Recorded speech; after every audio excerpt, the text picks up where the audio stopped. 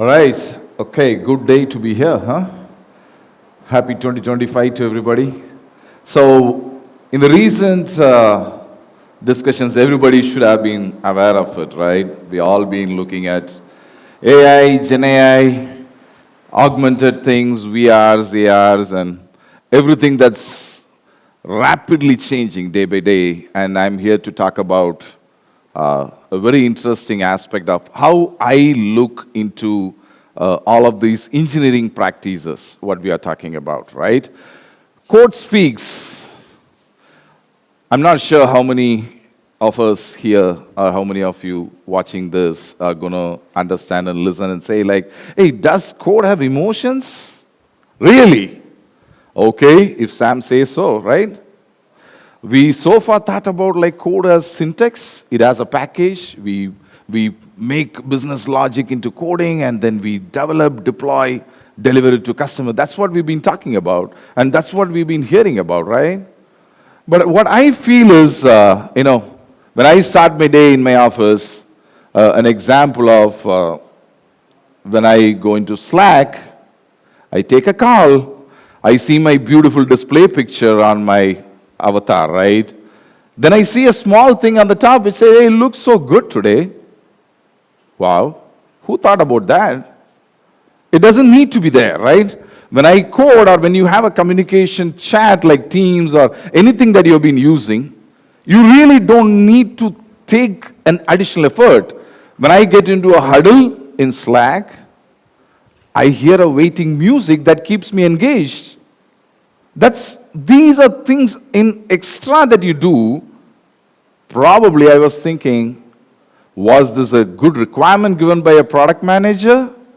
Or is it a good thought process by a developer? But finally, when you really associate all of these things, I come to a conclusion that a happy developer develops happy code. A happy code makes a customer happy or the end user happy.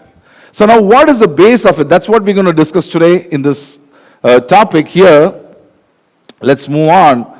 So in a typical world of a big community of developers, right? We are talking about like 30 million plus. And there are so many young entrepreneurs or even developers who's trying to be a developer. There is a big difference between a code and developing a solution. A code is a list of syntax what a computer understands. When I develop a solution, that what speaks to the customer or the end user. So it's not a direct translation of a syntax of a particular language stack, but it's the way that you convey something to the end user, either by solving a problem or providing a solution to the user, right? So for example, a simple example what I've been discussing about is, hey, you have to add things that makes it extra special to the end user. When you have voice readers that reads out for accessibility purpose, a person who cannot see, a person who cannot think about using a computer, a solution being given to read it, and then a camera can detect a particular object and explain what they are seeing on the screen. Those are things which comes with empathy.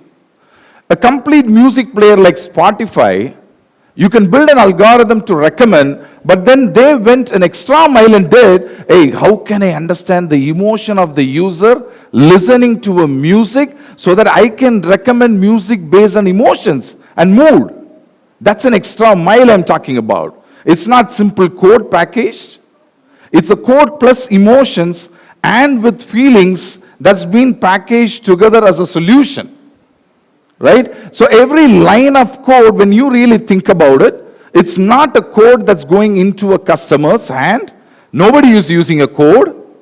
Nobody is like, for example, I used to tell my peers as well, hey, when you are building let's say a washing machine or a TV remote, we are not going to go to the customer and say, or the user and say, hey, we have added 20 more buttons into the washing machine. Nobody is buying buttons on a washing machine. We're going to buy something for the use of it. Right? So that is where coding for inclusion, people who are not being able to use a system, a computer, or any modern devices, there are still organizations thinking about of those audience and coming up with solutions empathetically adds more value not just for the product but for the whole business. Right? I think now I've made it more understandable to that, but now adding more to it, hey, does it have emotions? Yes. When there are chatbots, when there are virtual assistants that can help on mental illness, we are moving in a direction where we are almost having a virtual assistant in your pocket. There are so many examples I can keep talking about.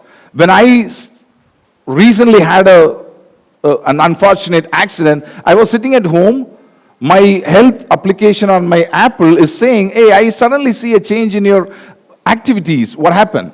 That is what I'm talking about, right? It's not straight code. It's not about features. It's not about deriving a direct functionality saying, oh, I have built 1,000 lines of code.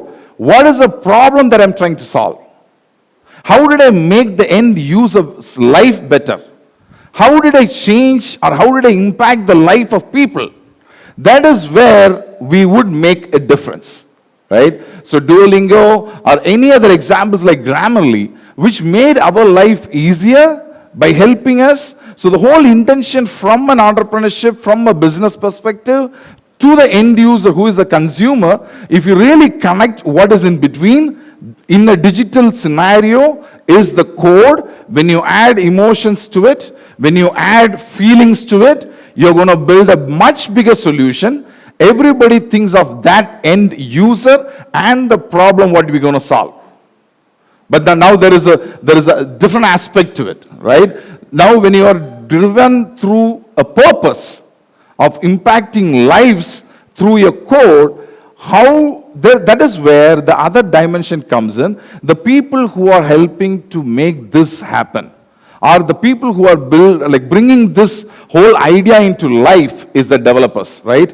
As I mentioned it earlier, it's like a 30 million plus community. So there is so much of discussions that is happening on developer experience, developer productivity, meaning how can we make solutions and products that helps these people to have a happy, productive coding ecosystem that reflects on the solutions that goes into the hands of the end user. I think I made sense of it. So for a simple example we take, if there is a form to fill in your date of birth, a developer goes in and puts in a big drop down to select the date and year by individual dates, let's say, right? 21st Jan, 22nd Jan, 9, like by year and date. It will be a million of drop down that will be there, like a simple understanding logically to provide a simple way of picking a date through a calendar, making it available for the user to easily select.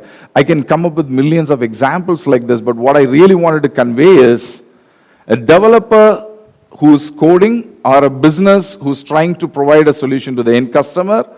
It is not always about the logic. It is not about the flow diagram. It's not about like building blocks of different tech stacks or different cloud technologies or AI or Gen AI and everything.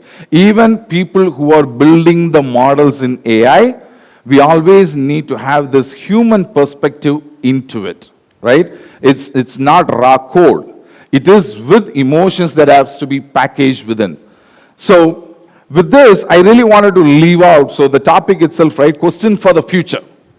We are looking into the future through different technological landscapes and different views that comes from different frameworks, process, tooling, technology, and any different aspects that you really think about. But I want to leave you to think about what are we adding as a human value into a single piece of code that you want to do it, a single business logic you want to sell it, a value proposition that you're trying to propose to the customers, understand the problem of your customer through empathy-driven solutions. Okay? So, I really wanted to close out this with three major aspects where we make all our coding to speak. Code to have emotions is through gratitude, empathy driven. When I got yielded into being a product manager, my pivotal role of understanding everything, I call it human-centric. You call it UX, UI, design thinking, engineering-led thinking, product thinking, every different frameworks will be solely yielded upon a human-centric framework, which always revolves around how we gonna help each other, how we gonna help the society get better, how lives gets impacted by this, right? I even now work in an organization where we build a product called Pace that is totally wherein whenever we have a discussion within the team, we talk about how it's going to help the humans that is consuming. Either it's a developer or it's any other persona that's going to consume this product. How are we going to make their life better?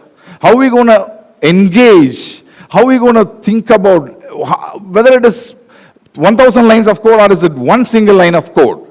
But what are we delivering is not code, it's the emotion that what we wanted to deliver. By this, I take the moment for giving this opportunity to be on the stage. Thank you so much. Thanks, everyone.